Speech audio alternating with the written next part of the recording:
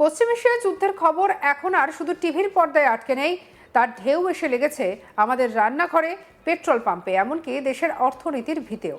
আর এই পরিস্থিতিতে সংসদে প্রধানমন্ত্রী নরেন্দ্র মোদীর বক্তব্য নতুন করে আলোড়ন তুলেছে দেশ জুড়ে।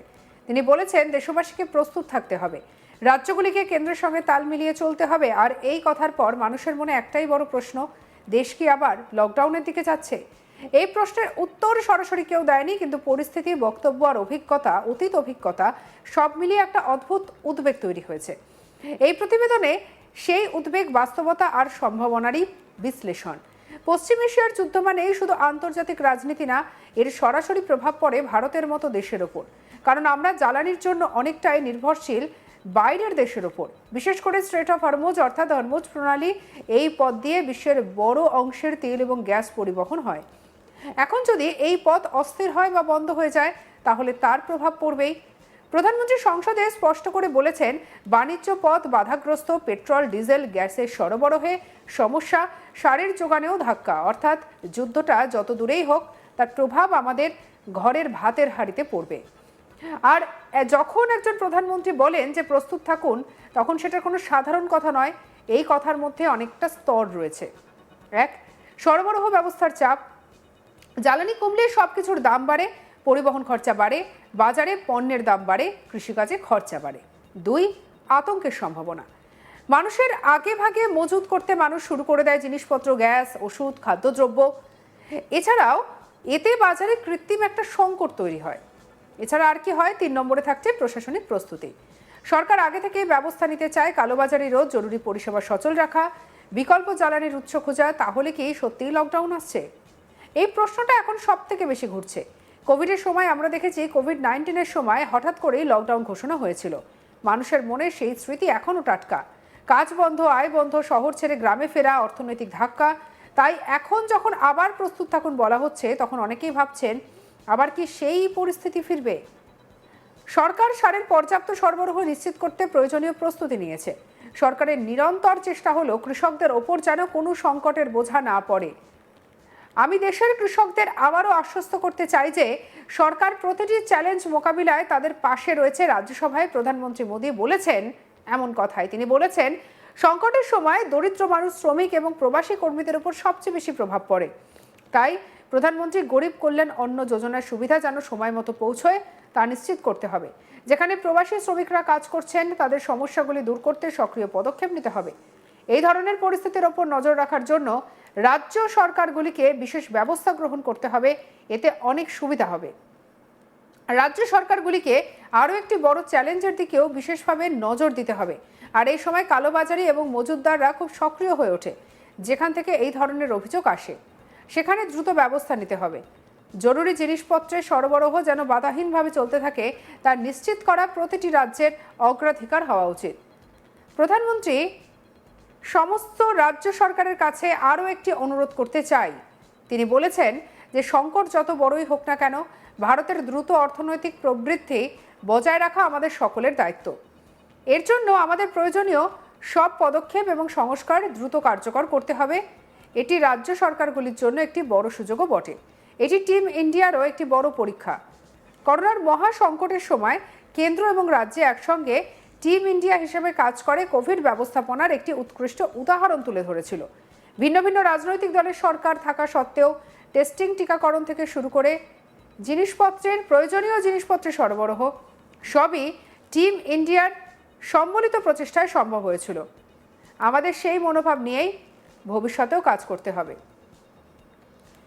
সমস্ত রাজ্য সরকার এবং কেন্দ্রীয় সরকারের সম্মিলিত প্রচেষ্টায় দেশ এই গুরুতর সংকটের, বৈশ্বিক সংকটের কার্যকর মোকাবিলা করতে সক্ষম হবে।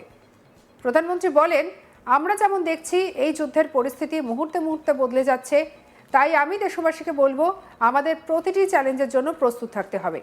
এই যুদ্ধের প্রভাব দীর্ঘদিন স্থায়ী হওয়ার প্রবল আশঙ্কা রয়েছে, তবে আমি দেশবাসীকে আশ্বস্ত করছি, সরকার সতর্ক, প্রস্তুত এবং অত্যন্ত গুরুত্বের সঙ্গে কৌশল নির্ধারণ করছে এবং প্রতিটি সিদ্ধান্ত নিচ্ছে।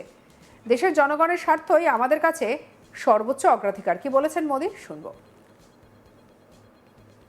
बच्चे हैं, गरीब लोग हैं, उनका सरकार ने खाद की पर्याप्त सप्लाई के लिए आवश्यक तैयारियां की है। सरकार का निरंतर प्रयास है कि किसानों पर किसी भी संकट का बोझ न पड़े। मैं देश के किसानों को फिर आश्वस्त करूंगा कि सरकार हर चुनौती के समाधान के लिए उनके साथ खड़ी है।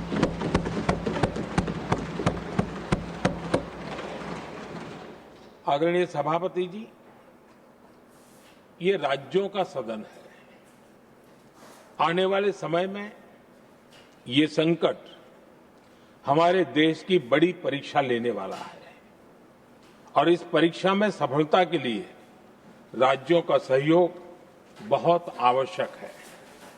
इसलिए इस सदन के माध्यम से मैं देश के सभी राज्यों की सरकारों से भी कुछ आग्रह करना चाहता हूं। संकट के समय गरीबों पर, श्रमिकों पर, प्रवासी साथियों पर बहुत बुरा असर पड़ता है।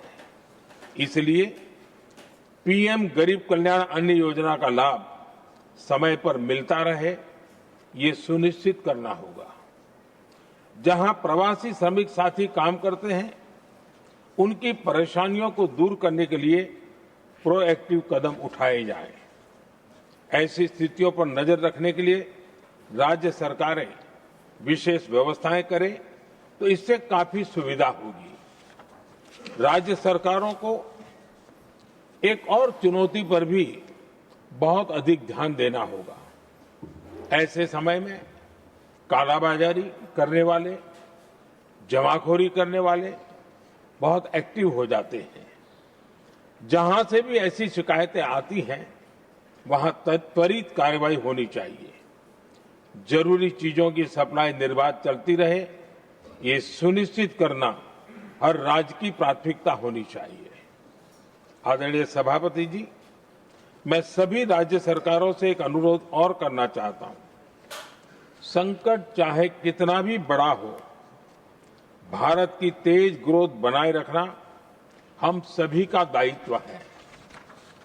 हमें इसके लिए हर जरूरी कदम, हर जरूरी रिफॉर्म्स तेजी से करते रहने होंगे।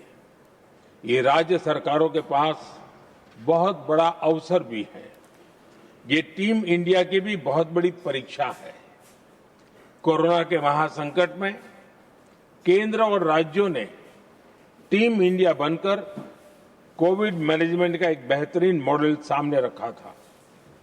अलग अलग पॉलिटिकल पार्टी की सरकारें होने के बावजूद टेस्टिंग, वैक्सीनेशन से लेकर जरूरी चीजों की आपूर्ति टीम इंडिया के प्रयासों से ही सुनिश्चित हो पाई थी। সঙ্গে রাখুন আজ তাক বাংলাকে অন্যান্য খবরের জন্য সাবস্ক্রাইব করতে ভুলবেন না।